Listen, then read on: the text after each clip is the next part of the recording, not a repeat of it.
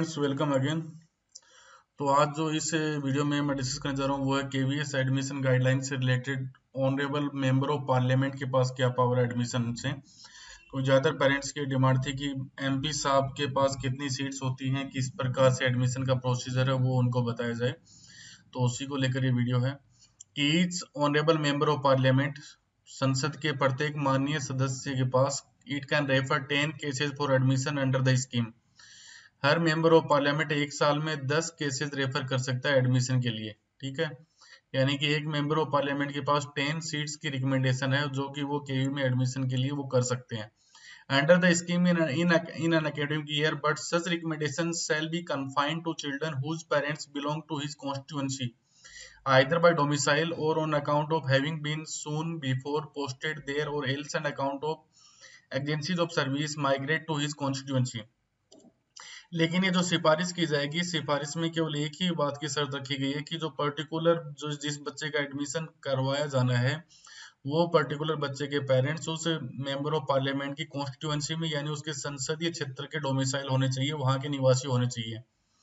वो निवासी के लिए हो सकता है कि वो वहां पर मूल रूप से रह रहे हों या फिर किसी ट्रांसफर के कारण मान लीजिए वो सर्विस करते हैं और सर्विस में उनका ट्रांसफर उस कॉन्स्टिट्यूएंसी में हो गया तो वो वहां के निवासी हैं, या फिर कोई माइग्रेट माइग्रेट अपने वर्किंग कंडीशन के लिए मान लीजिए कोई गांव से शहर में रोजगार की तलाश में आया है माइग्रेंट वर्कर के रूप में, तो उस कॉन्स्टिट्यूएंसी में माइग्रेट हो गया है तो उस रूप में वो वहां का निवासी है। यानी कि जो बच्चे के पेरेंट्स हैं वो उस पर्टिकुलर कॉन्स्टिट्यूएंसी के मेंबर होंगे, उस संसदीय क्षेत्र के सदस्य होंगे, तभी वहां के मेंबर ऑफ पार्लियामेंट उसके एप्लीकेशन को कंसिडर कर सकेंगे।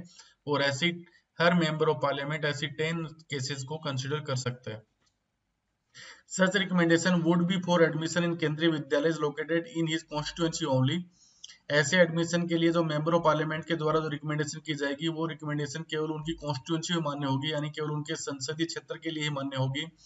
ये नहीं है कि हर मेंबर ऑफ पार्लियामेंट, मान लीजिए वो साउथ दिल्ली से मेंबर ऑफ पार्लियामेंट है तो वो नॉर्थ दिल्ली में किसी पेरेंट्स के बच्चे के लिए इस प्रकार की सिफारिश नहीं कर सकते हैं, वो केवल अपनी कॉन्स्टिट्यूएंसी के पेरेंट्स के ही रिकमेंडेशन कर सकते हैं।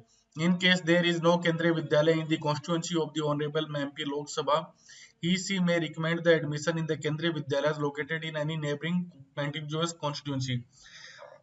अब मान लीजिए एक मेंबर ऑफ पार्लियामेंट है और उसकी कॉन्स्टिट्यूएंसी में कोई भी केंद्रीय विद्यालय स्थित नहीं है, तो इस प्रकार के मेंबर ऑफ पार्लियामेंट अपने पड़ोस की जो कॉन्स्टिट्यूएंसी है यानी जो पड़ोस का जो संसदीय क्षेत्र है वहां स्थित केंद्रीय विद्यालय के लिए सिफारिश कर सकते हैं। अब एक तो ये बात तो हो गई मेंबर ऑफ लोकसभा के लिए। अब राज्यसभा के जो मेंबर ऑफ पार्लियामेंट होते हैं, राज्यसभा के जो मेंबर्स होते हैं, उनके लिए कॉन्स्टिट्यूएंसी क्या होगी, उनके लिए संसदीय क्षेत्र क्या होगा। तो the member of Rajya Sabha, the state from which the member has been elected would be deemed to be his constituency for this purpose. Rajya Sabha के मेंबर जिस स्टेट से चूज होकर आते हैं, जिस स्टेट से जो उनका निर्वाचन होता है, वो उस स्टेट में स्थित किसी भी केंद्रीय विद्यालय के लिए 10 बच्चों के एडमिशन की रिकमेंडेशन कर सकते हैं। अब है कि अगले जो मेंबर होते हैं लोकसभा और राज्यसभा में कुछ नॉमिनेटेड मेंबर्स भी होते हैं।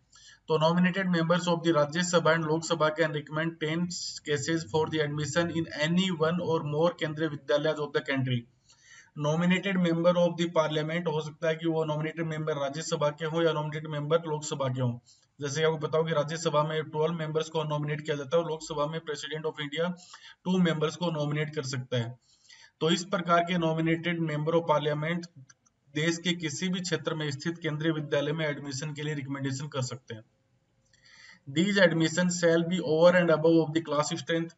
और ये जो रिकमेंडेशन होगी वो क्लास की स्ट्रेंथ से ऊपर मानी जाएगी। मान लीजिए किसी पर्टिकुलर केयू में एक सेक्शन में 40 बच्चे हैं तो 40 बच्चों का एडमिशन तो सिंपल प्रोसीजर से पहले ही हो जाता है, उसके बाद मेंबर ऑफ पार्लियामेंट की जो रिकमेंडेशन है उसके बेस पे एडमिशन होता है। तो इन एडमिशन के लिए क्लास की स्ट्रेंथ नहीं देखी जाएगी। The recommendation would be made for classes 1 to 9। और ये जो एमपी की रिकमेंडेशन से जो एडमिशन होंगे वो केवल क्लास 1 से 9 के बच्चों के लिए होंगे। 10th 11th और 12th में इस प्रकार के रिकमेंडेशन को अलाउड नहीं किया जाएगा। These admissions would be made at the beginning of the academic calendar and no admission would be allowed after the prescribed cut-off date of the year। अब जो केवीएस का जो एडमिशन की जो डेट ऑफ लाइन है, जैसे इस साल के लिए 15 सितंबर 2020 है तो 15 सितंबर 2020 के बाद किसी भी प्रकार के एडमिशन को अलाउड नहीं किया जाएगा। तो यदि किसी मेंबर ऑफ पार्लियामेंट के द्वारा किसी पेरेंट्स को एडमिशन लेना है तो इस डेट का भी ध्यान रखना है। The recommendation to be made shall be valid only if these are made in the prescribed format provided by each member of parliament of KVS headquarters। अब एडमिशन का जो प्रोसीजर है उसमें ये होता है कि केवीएस हेडक्वार्टर के द्वारा हर मेंबर ऑफ पार्लियामेंट के पास इस प्रकार के एडमिशन से रिलेटेड एक प्रेस्क्राइब्ड फॉर्मेट है वो भेजा जाता है। उस प्रेस्क्राइब्ड फॉर्मेट को जब मेंबर ऑफ पार्लियामेंट फिलअप करके दोबारा से केवीएस हेडक्वार्टर भेजते हैं तो उसी के बेस पे एडमिशन की रिकमेंडेशन ग्रांट की जाती है। ज्यादातर पेरेंट्स क्या करते हैं कि जो मेंबर ऑफ पार्लियामेंट का जो लेटर हेड होता है उसके ऊपर वो रिटर्न में लेके आते हैं, तो उस प्रकार के जो सिफारशी पत्र होता है या लेटर हेड पे जो रिकमेंडेशन होती है उसके बेस पे केवीएस में एडमिशंस ग्रांट नहीं किए जाते हैं।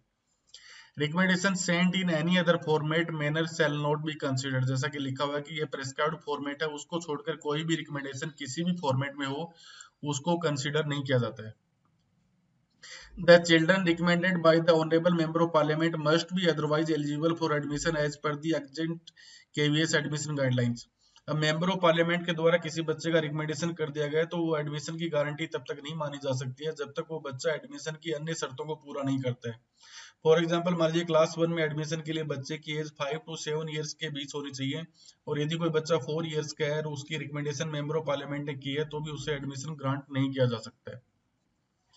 Okay friends, member of parliament से रिलेटेड बहुत सारी आपकी क्वेरीज थी एडमिशन से रिलेटेड, उनका समाधान आपका हो गया होगा। फिर भी किसी का कोई भी सवाल जवाब है तो अपने कमेंट सेक्शन में पूछ सकता है। चैनल को लाइक कीजिए, सब्सक्राइब कीजिए। Thank you.